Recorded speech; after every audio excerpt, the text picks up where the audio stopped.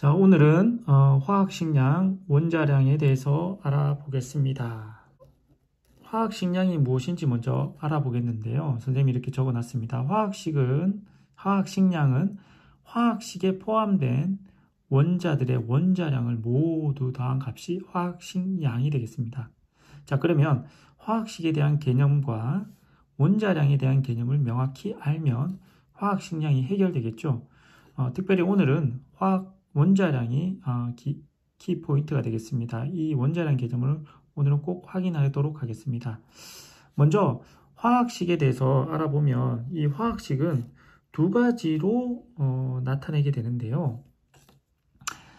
첫 번째, 화합물을 구성하는 원자들을 나타낸 식을 화학식이라고 합니다. 두 번째는 화합물의 구성 원자들의 화학 반응에서 상호 관계를 나타낸 식을 말하는데요. 자, 말로 이렇게 글로 적어 놓으니까 여러분들 잘 이해가 안 되죠. 자, 그래서 예를 들면, 자, 물분자라는 화합물이 있습니다. 이걸 갖다가 원자들로 화학식을 나타내면 이렇게 적을 수 있겠죠. 그죠? 자, 이게 화학식입니다. 예를 들면 수소 분자는 수소 원자 두 개로 이렇게 적을 수 있습니다. 산소 분자도 마찬가지겠죠. 자, 이렇게 적은 것을 화학식이라고 합니다. 자, 그러면 화합물 두 번째 화학식은 화합물의 구성 원자들의 화학 반응에서 상호관계를 나타내는 식이 되는데, 이게 뭐냐 하면요.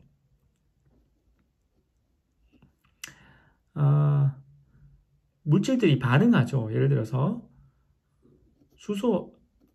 수소와 산소가 반응합니다.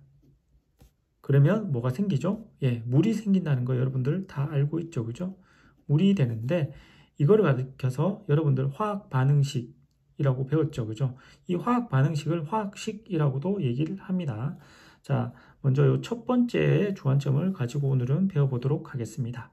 자, 그러면 화학식에 대해서 이 각각의 구성하고 있는 원자들의 양이 원자량인데요.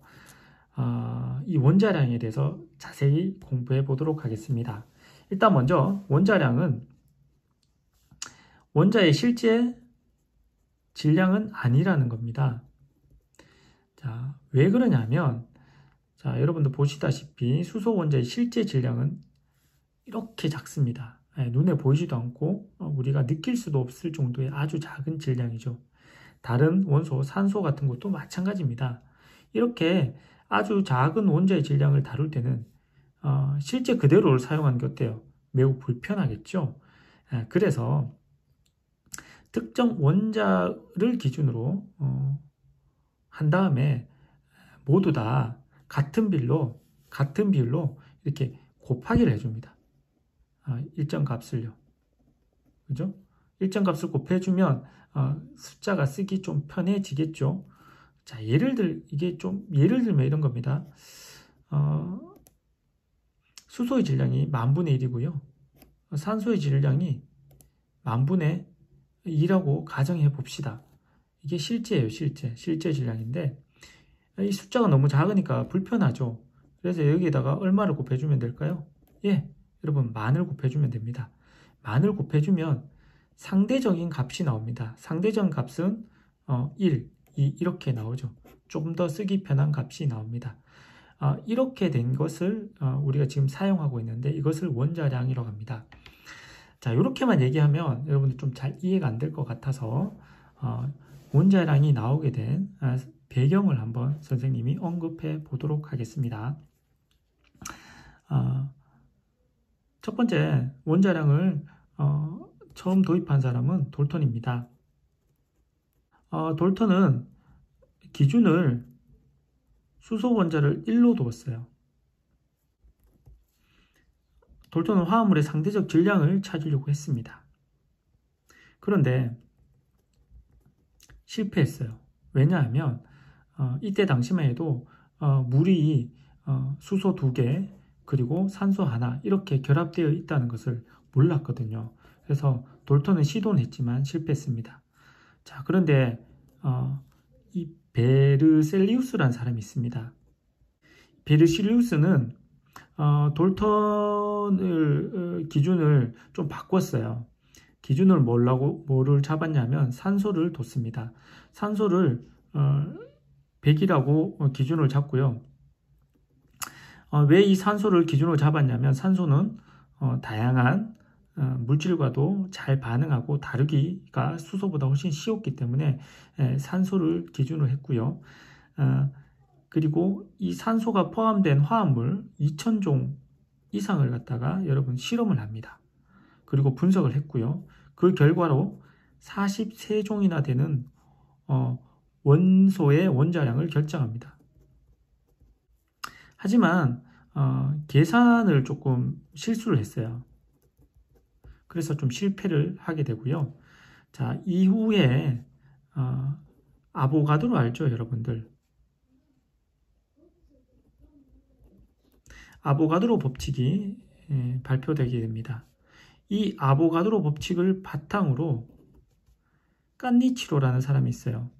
깐니치로라는 사람이 아보가드로 법칙을 근거로 분자량을 결정할 수 있다는 것을 알게 됩니다. 그래서 이 근거를 가지고 산소를 16이라는 기준을 삼습니다.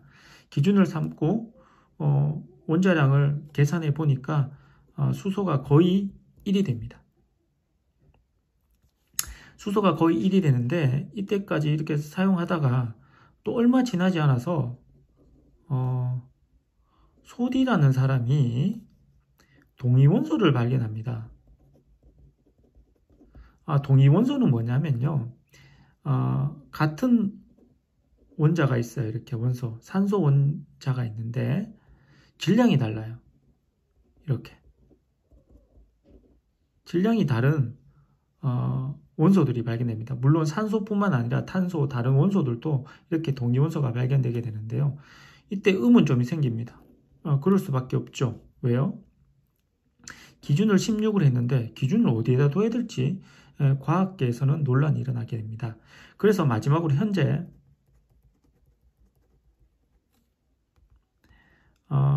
기준을 원자량이 12인 탄소, 그러니까 탄소도 동위원소가 많은데 그 중에서도 12인 탄소를 기준으로 원자량을 결정하게 됩니다. 그래서 수소는 1, 그 다음에 탄소는 12, 질소는 14, 산소는 16, 이렇게 지금 현재의 원자량이 결정되게 됩니다. 자, 여러분들 선생님이 이렇게 설명을 장황하게 했는데요.